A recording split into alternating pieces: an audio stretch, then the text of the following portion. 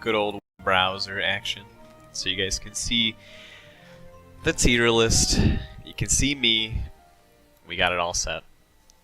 So, welcome boys. Welcome one and all. We have the April Draconic Essence farming tier list.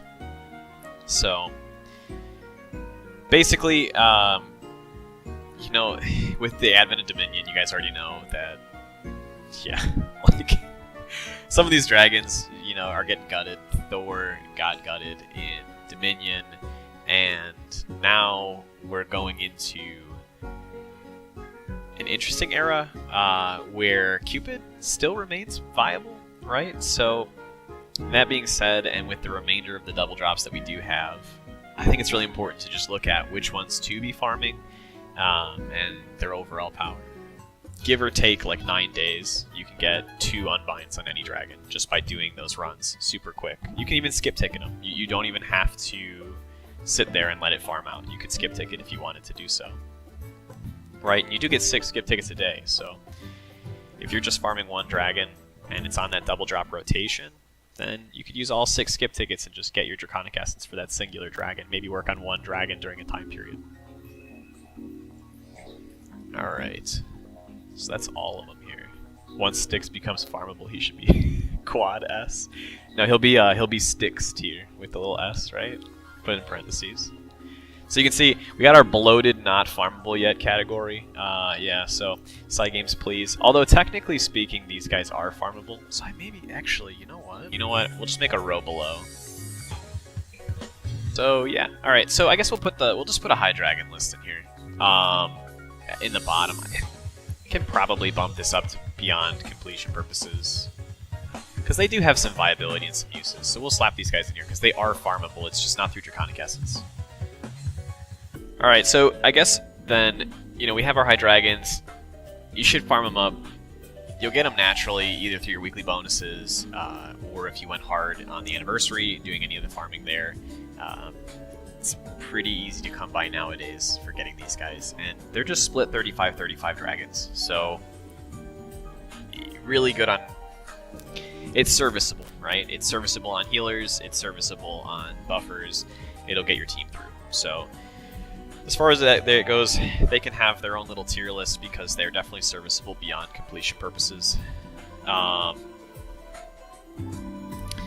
As far as the rest of the list goes, let's just roll right into it. I'm going to start with Chthonius as our first pick, right? So we did just get high Chthonius as well, which is basically his power creep.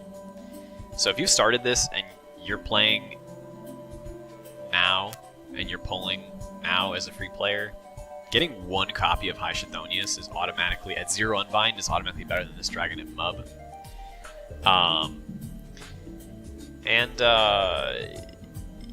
Yeah, that's kind of hard to come by for the sake of this dragon in particular. But there aren't too many strength options in Shadow.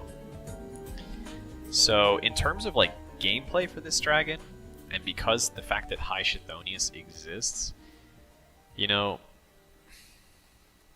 I'm hard-pressed to say completion purposes only due to the fact that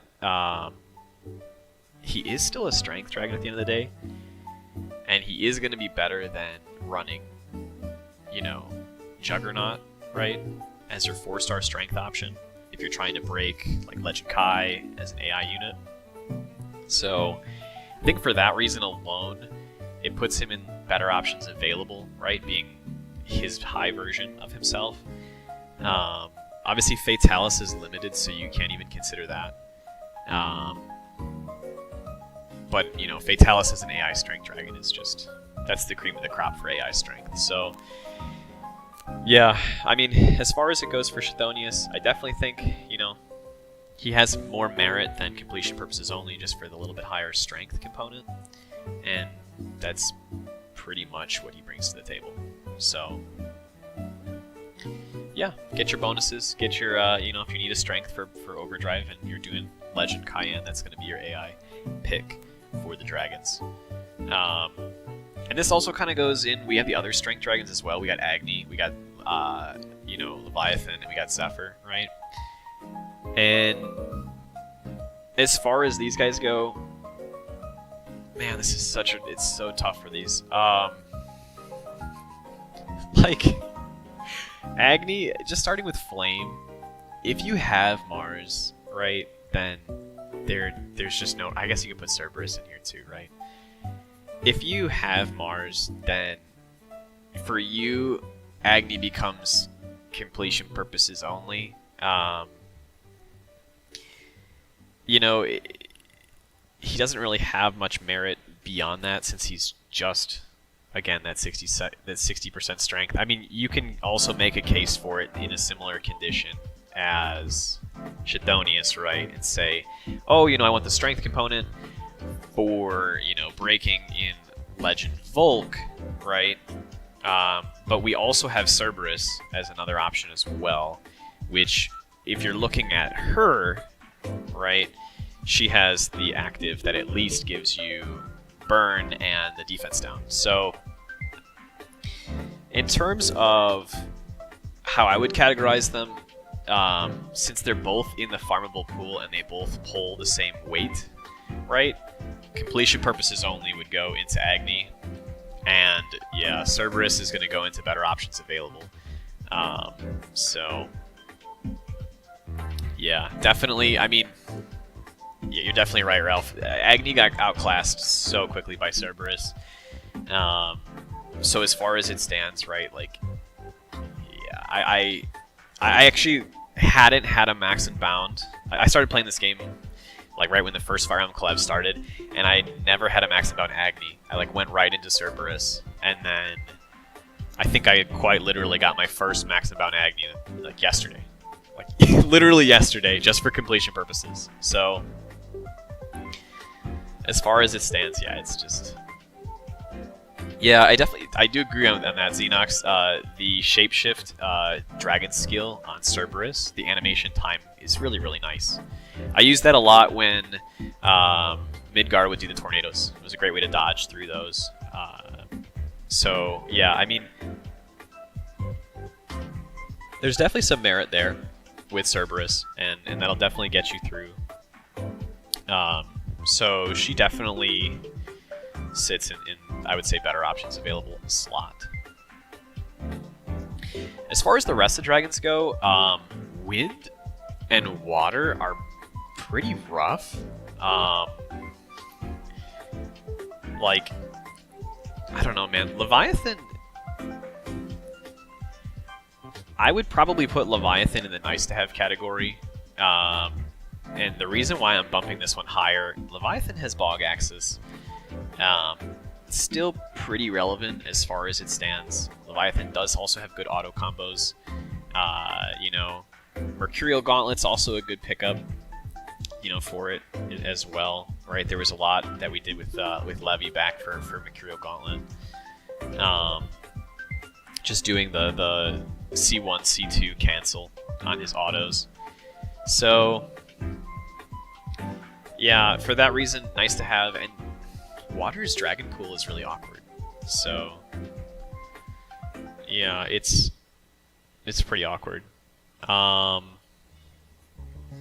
You have the bunny, right, who's just amazing, but not farmable yet. And then you have your skill damage dragon, which made it in the pool, right?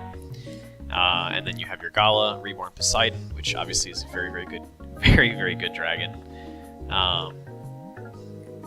And then everything else, really. You got, you know, 45 strength and 25% crit rate, Christmas variant Jeanne.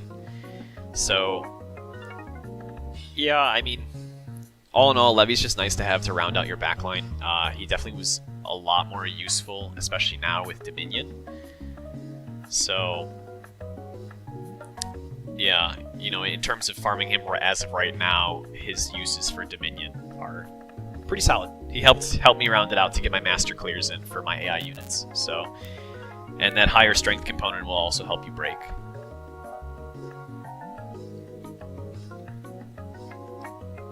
Yeah.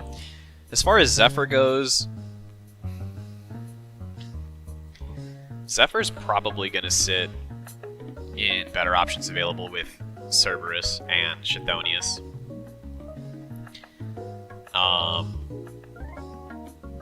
as far as it, yeah, I mean, you can argue for, you know, the break aspect for AI for 60% strength, but the way that they made Legend Ciela as a whole is really geared towards Mid-Zero and Reborn Zephyr and the higher Gala dragons. So if you're not running those very pay-to-win Gala dragons, then chances of getting a solo clear right now with that dragon is pretty low if you're running 60% strength dragons. So as far as it goes, I mean, his variant just outclasses it. There's no way. Yeah, these strength dragons, you know, they have their merits, but yeah, there's just better stuff around.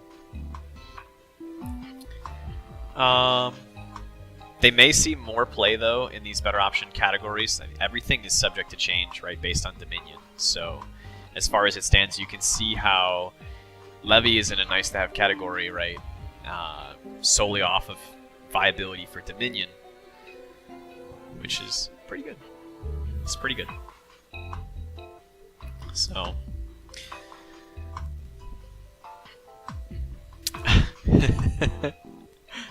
no Mid-Zero and no Zephyr is, yeah, Gala Zephyr is definitely a pain, for sure. I mean, these guys right here, they are cream of the crop for wind. It's really weird how wind dragons are not that great. It's a lot of skill haste, right? And then all of a sudden, we got these heavy hitters that showed up between the 2nd anniversary and now, right, with Reborn Zephyr. So, yeah, definitely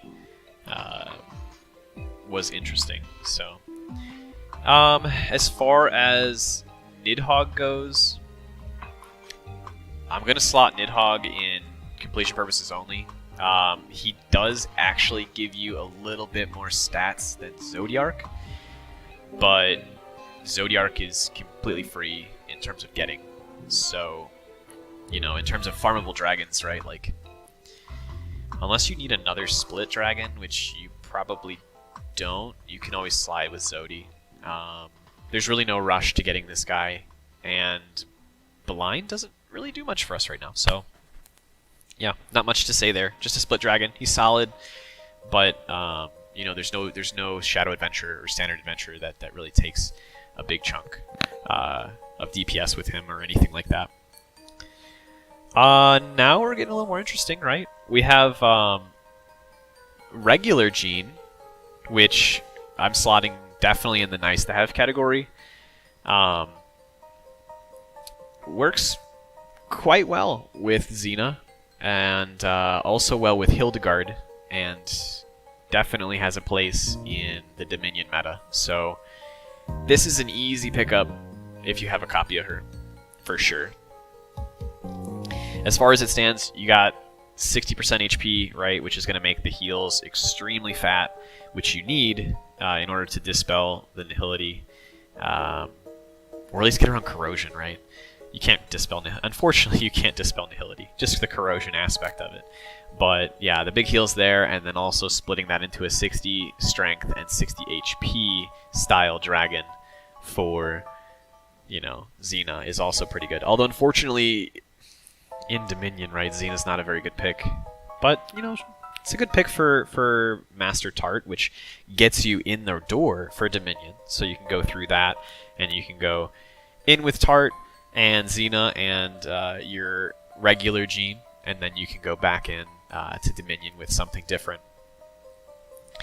But it at least gets the ball rolling for you. So definitely a good, nice-to-have pick. And yes, I agree, Jeanne is definitely triple S plus tier. I love her design. I love Jeanne's design so much. So, yeah. We also have Poseidon. Again, completion purposes only for this guy. Split Dragon plus, you know, you got Mercury. That's going to just do the job for you.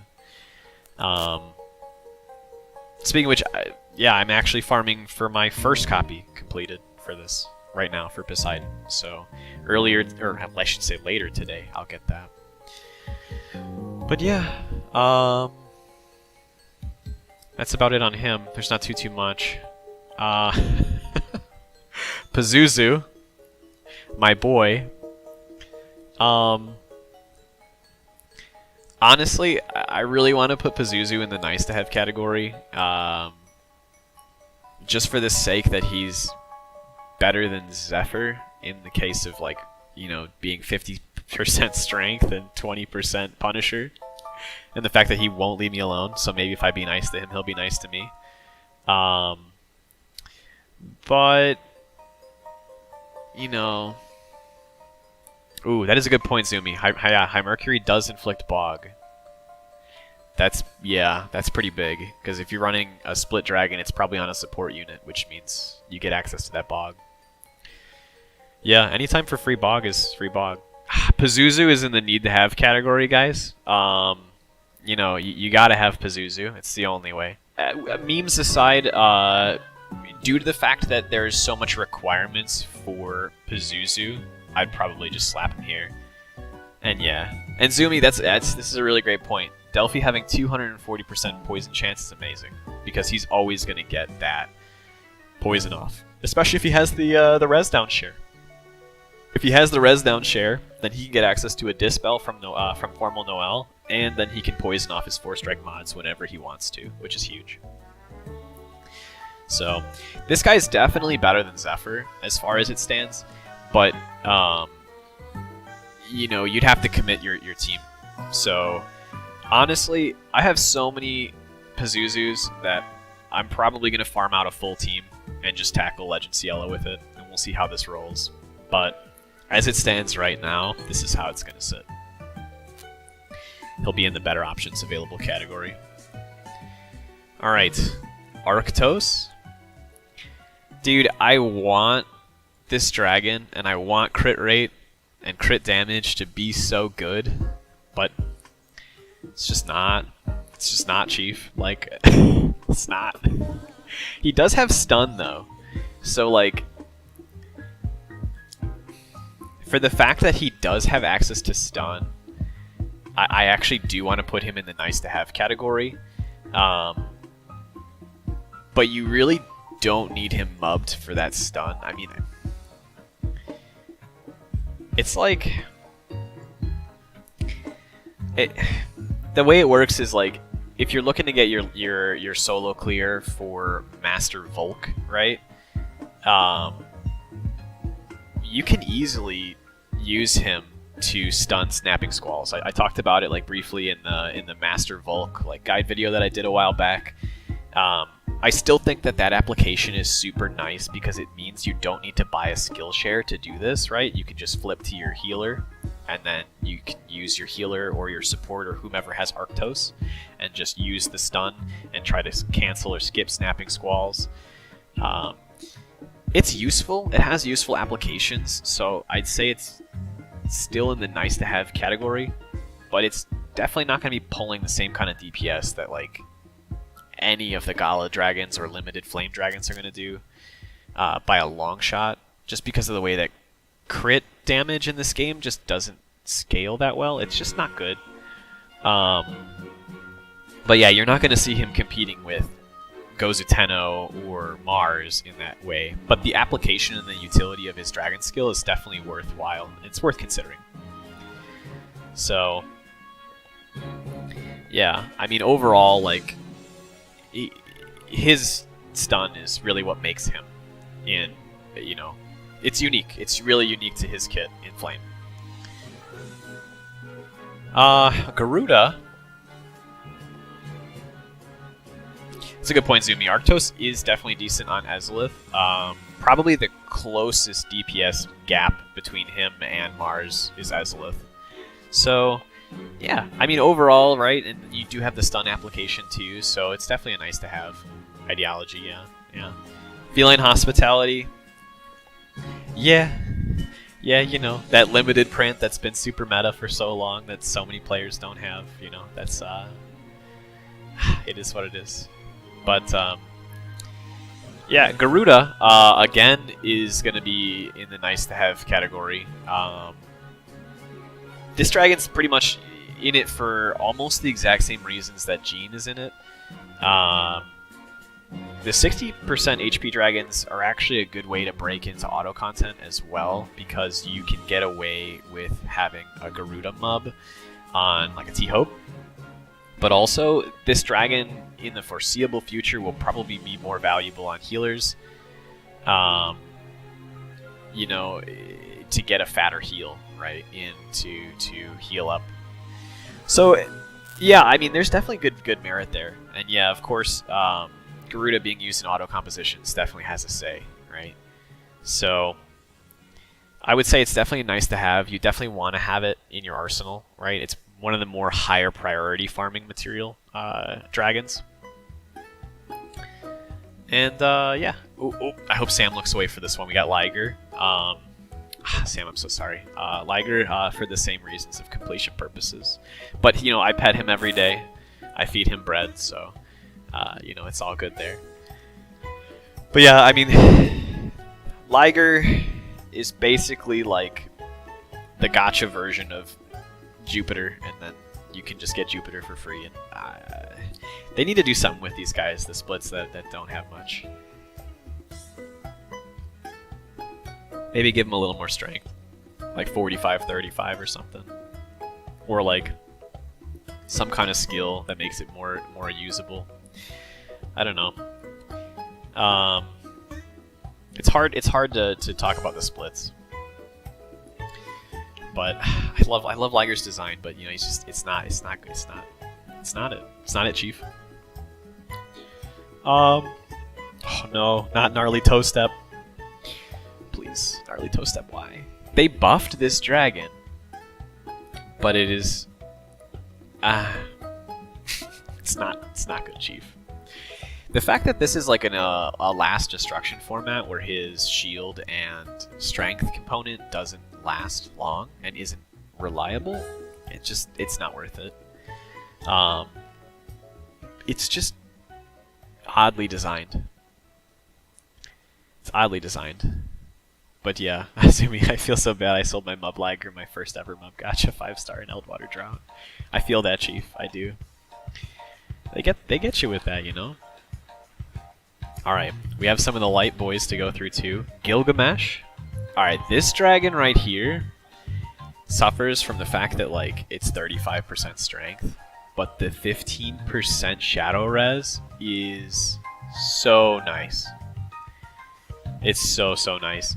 Honestly, the fact that it even sits there, I would say this is in the need to have category for the res, due to the fact that this dragon is like the main reason that I can auto Lilith. So, sitting him on my lead, either through a Julieta or through a Rizarda, like a lance, actually any light lance really, allows Gilgamesh, right, and your lead to just survive and farm it out. So, it's so good. Like, the fact that he can make Lilith auto a thing, and the fact just how many times you need to run through Lilith to get the worm prints that you need, this dragon will pay for itself in efficiency just by farming a singular copy. Dude, he's like, yeah, he's literally Thor with 15% shadow res. Like, he's beating a Gala dragon. Like, what more do you guys want? Like, that's so good. yeah, it's so ridiculous. So yeah, anyway, he's a need to have category. If you've got a 0 unbound copy of him, definitely rep it out. It's super worth it. Super worth it. Cupid as well.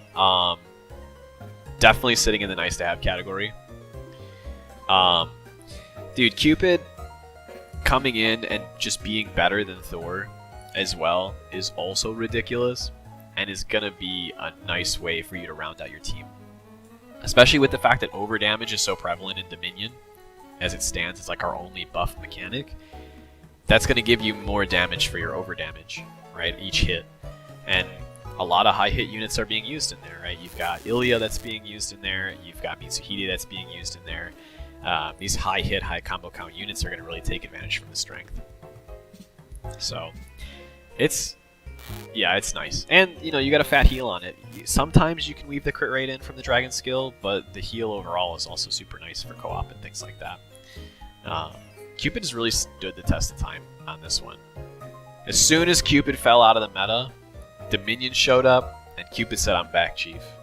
So, like, I don't know what to tell you guys.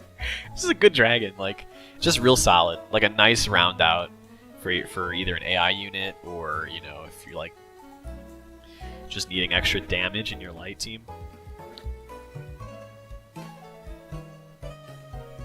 All right, this dragon is like light Pazuzu to me. Takemikazuchi. I've gotten just way too many of this dragon. And they did it really dirty because it's like 40% strength. It does have Overdrive Punisher, right? But like it's just not enough to warrant the DPS. So I'm gonna stick it in completion purposes only because I don't really see the value in the dragon. Although he could be better, maybe, as an AI unit dragon for like a raid, or I guess in like master content where the boss is pretty much always in overdrive, so you're getting that constant 20% OD punish. But the 40% strength is kind of rough. So yeah, overall, like, maybe if he was 50-20 split like the other Punishers, I could see him being a lot better. He does also have a stun on his dragon skill, which it's okay. But like, yeah, I'm hard pressed to see a use for him at the moment. So as far as it stands, he's a lower priority, completion purposes only. This guy here, I'm gonna go out on a limb and say that your boy is, in fact, gonna also be up in the need to have section. It's just the res and the strength component is just super nice. Prometheus and Gilgamesh both having that res for Dominion are going to be like real solid. So if you don't have a copy of these guys, they're definitely going to be the lead dragons that you're going to run for Dominion. Like, they're good. They're good as far as they stand. Unless there's some like unforeseen mechanic, right, in Dominion, then I would definitely start farming a copy out, at least one copy of Prometheus. Because we've already seen the application of Gilgamesh, and now, you know, we're definitely going to see the other res dragons being super useful. So, yeah. We got some of the skill dragons sprinkled in. We got Siren, right? This dragon, you need one copy of Siren. Like, you need it. You need it for sure. This is like the only way to do tart cheese, right? You can do it with the bunny, but then you gotta mub the bunny. So, you know, then that requires a lot more investment, either through the Sunstones or through the gacha. But Siren, on the other hand, boom. Because you can't use the reborn dragons due to the fact that, like, you won't get the elemental bonus, right? It's just a 70% strength dragon for the reborn dragons. So as far as it stands, like, you have to use either Siren or the bunny. That's your two options, right? Gabne and Credne. So yeah, I would just get your copy. She's going to be super solid on any of your AI units in solo compositions for these team change mechanics in Dominion. And, you know, even in for Karina Cheese or just other water skill damage DPS characters. If you don't have those reborn dragons, she's going to be a good option. I think she's only like an 8% DPS loss between reborn Poseidon and herself and just water content. So yeah, I mean, that's negligible as far as it stands for a dragon that you can farm out for free, right? So as that stands, that same philosophy also applies to the other skill damage dragons. Although, yeah, I would say definitely wanting a copy of Konohana and wanting a copy of Shinobi as well. I mean, these are like pretty darn solid. So the question is like, are they need to have or are they nice to have, right? And it's like, I think I do agree on that aspect, Zumi, that they're probably going to be like the upper tier of nice to have. Because, again, they round out your AI units, but they're never going to be like the first pick style dragon for legend content due to the fact that they have low strength, which means they're not going to help your AI units break or your team break the boss quickly. But they're definitely ones you want a singular copy of. Oh, Siren and Konohana definitely have great designs. They do. They definitely do. Yeah, Shinobi even less. I think he's the least valuable of the three of them, just because of how many skill damage dragons we have access to in Shadow, right? We have access to Cat. We also have access to Arsene. Although, Shinobi's value in Dominion will definitely rise, due to the fact that he will not have his aura be dispellable, right? So, yeah. That's kind of where they sit. They're definitely nice to have a singular copy of. I mean, I would say everything that I stick in the nice to have category is someone you want to at least have one copy of, and the need to have category is you need one copy of for sure. Like, there's no debate in it. And then getting other copies, like more copies beyond that, is definitely worth considering. So, yes, sir. LongLong. LongLong is so weird. Honestly think I'd put him in the nice to have category just for the fact that LongLong actually synergizes extremely well with Dragon Yule Zainfried in a team composition, right?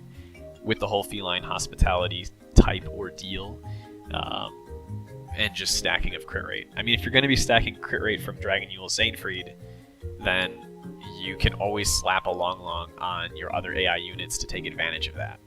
And that gives you a similar feel to Arctos, right, and Ezlith, because Ezlith does essentially the same thing, but just for herself, where she's stacking the crit rate up to 100%. I mean, with Dragon Yule Zainfried, you're getting 40 to 60% crit rate on your team. And it's pretty good. I mean, it's a good round out, and having that extra strength is going to be helpful for breaking Cielo. Yeah, Wind Arctos, definitely. Yeah. I think it's worth having one copy, right, on the AI team. He obviously, right, was paired with Lin Yu at the time. Yeah, no stun on him, right, which is, okay. But it makes him more of an AI unit as far as that stands. Which is totally okay. I'm fine with it. I think it's a fair placement, right? One copy is always nice to have. That's ridiculous. 200% crit rate with overdamage. That's too much crit. Alright. We have our very silly 60% HP dragon. This dragon, as it stands, Simurgh is very interesting with the overdamage component, or not overdamage. What am I saying? The overdrive or overdrive Punisher, right? Are there better options for this? Let's see. Here, let me take a look. Would you say it's more important to have 4 non-mub copies of a dragon or 1 mub copy with the dragon doesn't have Draconic Essence? As far as it stands for that, and I hope I'm answering this correctly in terms of it, at this point, it would be better to take the dragon in its mub form, right? If you're doing it for solo, if you're doing it for co-op especially, just because of the might gating and all that, and for the extra stats that it's going to give you. If it's not a Gala dragon, though, there is a chance that they will come as Draconic Essence for you to farm them out. So it just depends. how long you're willing to wait. For example, before I place Simurgh real quick, we can look at a dragon that hasn't gotten placed yet, right, for Draconic Essence, like Ariel. And this dragon still has a lot of value at 0 Unbind, just because you're only getting about 10% extra skill haste, right, when you mob the dragon. So depending on the dragon that you're looking at, another really good example too is High Chthonius.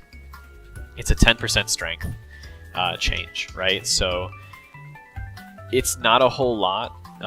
So it's going to have to be dependent on how big the change is between the dragons when they're mubbed or when they're at 0 Unbind. Sometimes it's just not worth it. Like, even you can get away with Azazel as well. If it's a DPS dragon, I guess my final thought is, if it's a DPS dragon, you probably should mub it. If it's a support style dragon like Azazel, 1 to 0 Unbinds is totally fine. Even with the bunny, you can get away with not having max Unbound. So, yeah, Ariel can also stun. That is nice. Anyway, this Simurgh here, I would say, is nice to have in the same like HP category, right? You get pretty fat heals out of it as well for Dominion, which is super nice. And the Overdrive Punisher, helps you break. It's gonna, for whatever reason, like, if you stick this on a staff's just always Force Strike. And yeah, absolutely. Yeah, it's like staff's always Force Strike, so you do get the extra break on it faster with it if you're using this dragon. I actually did have a lot of success testing this dragon with auto content for Master Twins as well, and which you can use as your lead. The only other competitive option beyond this would be either the bunny, but that's strength, right? So you're not getting the HP component for lead survivability. And you're also looking at Halloween Maritimus, which is a limited dragon. So if you didn't get it on Halloween, you can't do that. Just want to say I love the Gen 5 rep. Oh yes, love myself some Gen 5. I pulled this playlist out. I thought it'd be perfect. Staff OD Melter. Yes, you can combo it with Thaniel's Gauge Inhibitor, right? Just go, work against himself. All right. Yeah, overall, Simurgh's pretty solid, and it's got a heal tied to the skill. So, in case of a panic heal, you also have that option. And I have been finding that Water's been having a little bit more difficulty surviving in that second half of Dominion, which makes Simurgh have a little bit more viability and usability. So, definitely worth considering overall. Freyja, this dragon is definitely a need to have. I would say 100%. You get split HP and skill haste. T-Hope's gonna love it. I love using it. It's a meta pick in co-op play. Definitely someone you should pick up. If you have a 0 Unbound copy of it, definitely farm this out. It's great. You got the regen healing. Now, obviously, her heal skill is a regen heal and energize, so with Nihility, it's not gonna work, which might make Garuda a better pick for Dominion, but that would only be on the healer, and you'd have to consider if the skill haste on Freyja is worth over the HP, right? So your big trade-off is either 25% more HP for a bigger heal, or 35% skill haste, right? Which is huge for buffering units and things like that. Probably the way we're going to see it is like Freyja is going to rotate into probably Miriam down the line. Like, it's probably going to be Miriam Freyja, and they're going to have an over damage share, right? And you're probably going to run the Wand Recovery Potency skill, and that's maybe your buffer for Win Dominion. But she's definitely in the need to have category. I think the only other alleviation would be if Ariel existed alongside Freyja in the Draconic Essence pool, which we'll see in the future, right? Then you could maybe argue one way or another, depending on if you wanted the strength or the HP for the type of unit that you're running. But as it stands right now, this is the only pick in the Draconic pool, right? And of course, all of the support units, most notably T-Hope, right, in the content are using Freyja. So, yeah, I'm iffy on if the regen will work or not since it's a buff, but we can definitely see. See, doesn't HP regen resist Nihility? Regen still works. Ooh. If it does, then I stand corrected. Thank you guys in the chat. We can definitely double check it. If it does, then this will make this dragon even better in that category. So, yeah. So then it would definitely still sit in the need to have category, and Miriam would be where you'd be going with this dragon. The other route too is obviously if you're running with Dragonule Zanefried, there's a chance that he ends up being the healer, right? Because remember, it's a wand, and we do have that wand 15% HP potency, or healing potency print, right? So with a 4-star slot. So, you know, there could be a big brain strat where you're running Dragonule Zanefried with Freyja and over damage heal share, right? So, anything is possible. Anything is possible. But definitely, yeah, Freyja, as far as it stands, Freyja, very solid. That's true, Summer Verica does have the... So Summer Verica has the healing life steal, right? Which is like unique to her kit, and that doesn't get dispelled by Nihility, which is pretty sweet. So, yeah. Yeah, a lot of the prints that we're seeing right now with the way that things are going will become meta soon. It's just a matter of time. So it's always worth just keeping up on what we're getting and rolling with it. We got Popstar Siren next, and she is definitely the lesser of the two Sirens. I don't know if I would put her in just completion purposes only, because she still does have some merit in the past, right? There are really good dragon choices nowadays, though. And obviously her buffs do not work in Dominion, and her dragon form is rather weak. So, yeah, I think I am going to slap her down here in completion purposes only. At this point in time, there isn't really a need to run her, so... And I don't see one for the foreseeable future, as Dominion was just released, right? So, yeah. Staff skill was so... Staff skill damage was so clown, and I love it. Yeah, I agree. I'm super excited for it. And yeah, Popstar Siren definitely just kind of fell off. I mean, her buffs fell off. Her strength component's not that great. You have other dragons in the pool, Tia Shan Kung Su, and even just like a 60% HP dragon like Jeanne, and even this 25% crit buff from Cupid can be better in a lot of cases, right? So, I just don't see enough merit to run Popstar Siren. But she's super cute, so you know, you can quit her in your completion purposes. Vayu, the skill damage dragon that I missed. He's definitely in the nice to have category. As far as it stands, I'm actually farming out a second copy of him right now because I don't have a max and bound copy of Reborn Zephyr. But on the flip side of things, because I don't have a good enough dragon roster to do Legend Ciela, I don't have a Legend Ciela clear, right? So, as far as it stands, he may or may not be the answer for me in terms of how things go with that second copy, right? But a first copy is a definite. There's a lot of high skill damage in Wind, and there's a lot of double buff potential in Wind as it stands right now. So you'll definitely be able to take advantage of that skill damage, and that strength buff component's going to come from your double buffing, right?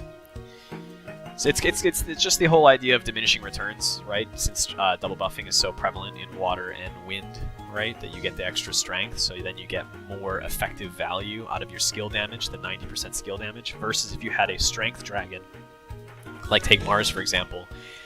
If you have 90% strength and you add 10% strength to it, you get a diminished return on that 10% strength, versus if you had 20% strength and you added 10 to it. You're getting a lot more value out of that 10% strength in the skill damage slot, or skill damage dragon, right, multiplication. So, yeah,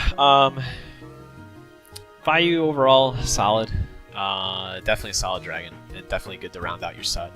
So he's not going to go anywhere anytime soon. All these skill damage dragons are not going to go anywhere anytime soon. So having one maximum bound copy of them in your roster is going to be great. You'll be able to be pretty flexible and pretty comfortable with them. Ooh, Apollo, my boy. Put him right in the Pazuzu slot. Literally flame Pazuzu, right? But for burn. I think the only thing that sets Apollo back that actually makes him a little bit worse than Pazuzu, but not much, I don't think this is actually that relevant, is there's no flame res down share or character in the game yet. But when we do get that, this could be pretty good. I mean, as far as it stands, I would definitely say he is probably a better pick than Cerberus when that comes out, right? Because then you're getting 50% strength and 20% burn punish. And then obviously you could go ahead and slap on Scorch Rend punish as well on your unit and go for the double punish. But we only have a Scorch Res down. We don't have a burn res down, which obviously will make use of Scorch Res more valuable as it stands, right? It's kind of the reverse of the Wind meta, where in the Wind meta we don't have a Storm Lash down, we have a Poison Res down, right? So that's kind of what makes Pazuzu at least a little bit unique in that composition. So yeah, overall, I mean, 50% strength and 20% Punisher is pretty solid. Yeah, this is a good point. Skill burns and lowers defenses. Yeah, definitely. He's kind of like a 2.5 Cerberus in a way. Yeah, definitely. And I guess that the fact that his attacks are ranged as well does make him valuable for, you know, like silly events that you can do, like the High Dragon, the Astral High Dragons challenges that we had, right? During those event time periods for like the defensive battles and dragon battles. So that kind of made it nice to use him for clearing those fights, since you could stand at a range and watch the attacks come in and dodge. But yeah, I think the one thing holding him back from being in like the nice to have category and going up just a little bit higher is having a burn res down affliction. We just have way too much burn in the flame meta, so his Punisher in particular will most likely suffer from capping too quickly in the current standpoint. So yeah, coming to the end here, which is, you know, we've almost completed our list. And then I'll also take a screen cap of this list. We can slap this in the Discord, have this in. We'll clean up the video as well, put it up on YouTube. Even though we're already here streaming on YouTube. Yes, true, but then Mars came. Yeah, Mars did so much. We have Kamui. I'm actually going to slot this dragon in the nice to have category, right? The big purpose for this is this dragon is the prime strength dragon of its elements, and it does actually have use in time attack. So we saw it with actually the flame variant, right? Our boy right here, Kagatsuchi, right?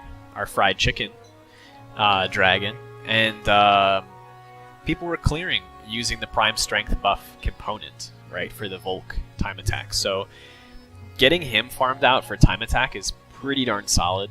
Then just getting that extra strength component, that extra buff. Remember, that does count as a buff, and as far as it stands for time attack, we're pretty good on getting buffs, right? I mean, Karina is going to be there, and she's going to have buffs. So every little buff kind of works in her favor. So it's just kind of a why not scenario. Definitely nice to have one copy for that reason alone. If you care about that, right? If you don't care about time attack, then his value immediately hasn't skyrocketed, it plummets down to completion purposes, right? But if you care about getting a good time attack score, if you care about being in that PvP consent, like, you know, competition, right? Then yeah, he's gonna be worth having a single copy of. But you know, that's pretty much his niche, right? The Prime Dragons are pretty much their niche is time attack and solo gameplay. That's like the only reason you'd ever use a dragon like that. So maybe in the future, you know, we see other usages off the prime components, but for now, that's the main one. The main one there. Of course, it'll probably get dispelled by nihility, so just a good boy. Yes, our final one we have for Punisher is Epimetheus. I think Epimetheus as well is also in the better options available category. I might be inclined to slap him in nice to have, but theoretically he would slot better than Chthonius on your AI units, right? So as far as it stands for Chthonius, right, it's just a strength dragon. It's like 55% strength, right? With this, it's 50% strength, and you're getting 20% Poison Punisher in Shadow, and we have Delphi, and Delphi's a monster, so any other AI units that are running Epimetheus in their back or as their dragon is going to do great. So good strength component for breaking in Legend Kai, right? And yeah, and good for Durant, which is also, you know, pretty solid, right?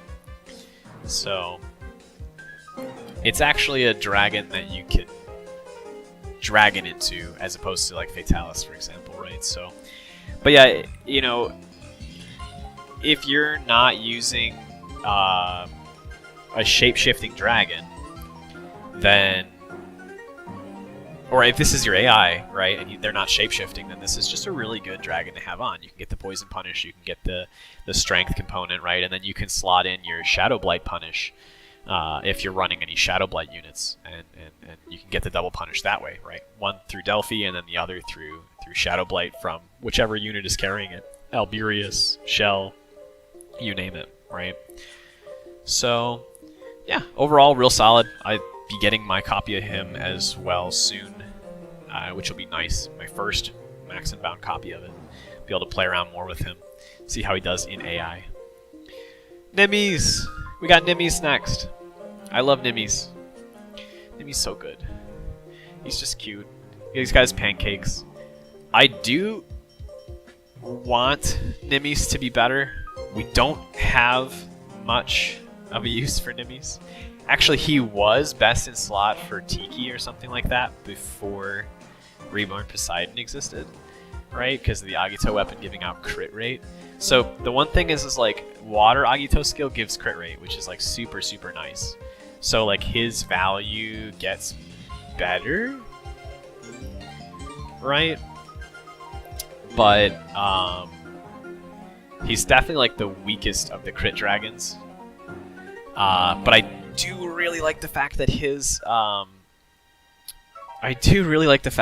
dragon skill fills the gauge by 20%. I like that a lot.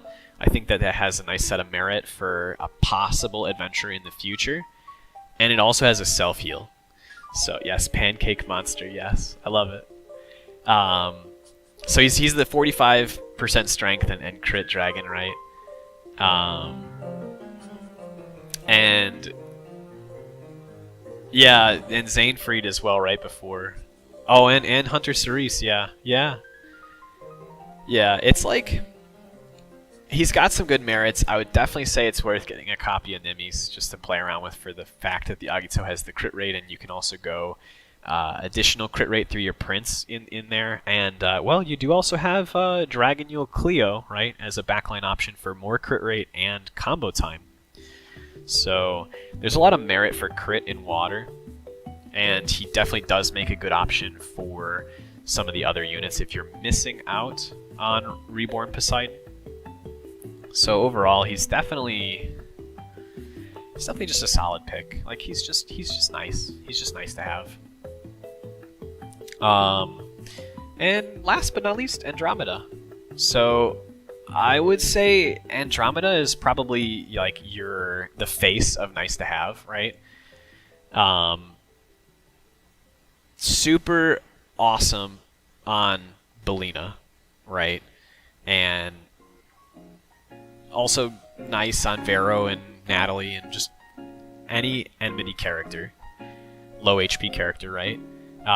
Makes them basically unkillable at their low HP because they get the chain co ability for the light res. They get this massive defense buff when they're at low HP, right? But beyond that, she's like super useless on normal shadow adventures because you need to get to the low HP aspect to be useful. So for that, I can't put her in the need to have category because if you don't have the corresponding adventures that are good with her, she's just not like useful.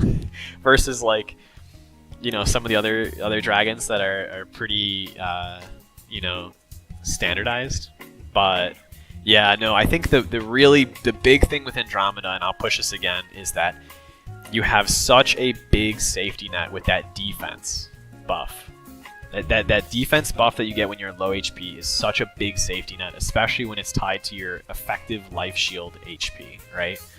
So that to me is amazing, and it's worth investing in and getting, just because of how good Enmity characters are. And if we ever get any more Enmity characters in Shadow, then we are pretty solid. So, yeah. Alright, now that we've placed everything, I'm going to do a once-over and take a look at the list. See how we feel about it. And,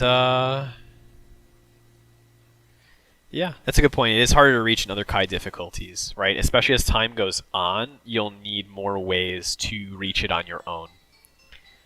So, at least it's not difficult to reach Crisis at around start in Kai Quest. Even so, like Gala Shell and use Android just fine if Fatalis is absent. Yeah, you could. You could. I mean, you could definitely play your unit like an Enmity unit if you wanted to by tanking that opening blast. I think if you don't run any defensive abilities on Shell and your Grace doesn't shield in the beginning, you can actually get into Andromeda range, like right away on opening blast. So you could do that. And if you really wanted to be cheeky with getting into opening blast, you can use the Elysium print and lower your defenses by 15% using the Elysium print. And then you can easily get into it from blast from there. And Andromeda is going to be able to take you the rest of the way. You just got to pray that no one brings any healing skills. Otherwise they're going to screw you over. So but yeah, definitely the Elysium print as a whole. I mean, that defense down is hidden OP, boys. That's some real good stuff. That's some real good stuff. So yeah, here's the list, right? So I hope this is what you boys were expecting it to look like, or if not, you learned something new from our list. But this would be our April list.